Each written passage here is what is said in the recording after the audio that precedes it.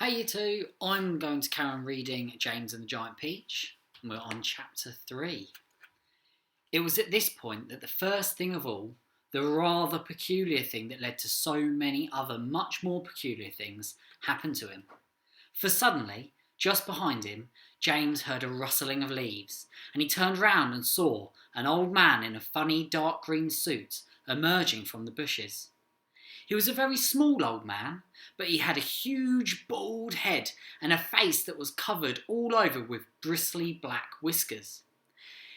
He stopped when he was about 3 yards away, and he stood there leaning on his stick and staring hard at James. When he spoke, his voice was very slow and creaky. "Come closer to me, little boy," he said, beckoning to James with a finger. "Come right up close to me, and I will show you something wonderful." James was too frightened to move. The old man hobbled a step or two nearer, and then he put a hand into the pocket of his jacket and took out a small white paper bag. "You see this?" he whispered, waving the bag gently to and fro in front of James's face. "You know what this is, my dear? You know what's inside this little bag?" Then he came nearer still, leaning forward and pushing his face so close to James that James could feel the breath blowing on his cheeks.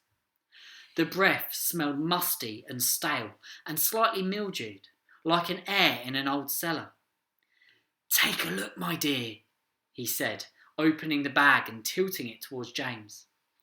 Inside it, James could see a mass of tiny green things that looked like little stones or crystals, each one about the size of a grain of rice. They were extraordinarily beautiful, and there was a strange brightness about them, a sort of luminous quality that made them glow and sparkle in the most wonderful way.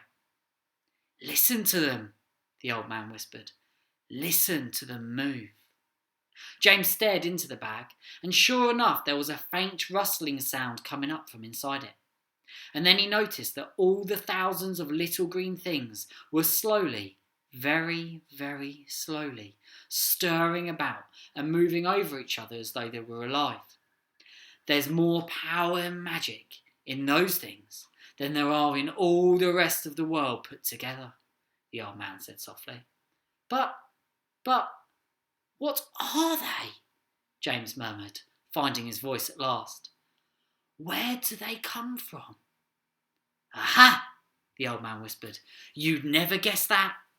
He was crouching a little now and pushing his face closer and closer to James until the tip of his nose was actually touching the skin of James's forehead. Then suddenly he jumped back and began waving his stick madly in the air. "Crocodile tongues!" he cried. 1,000 long, slimy crocodile tongues, boiled up in the skull of a dead witch for 20 years and nights with the eyeballs of a lizard.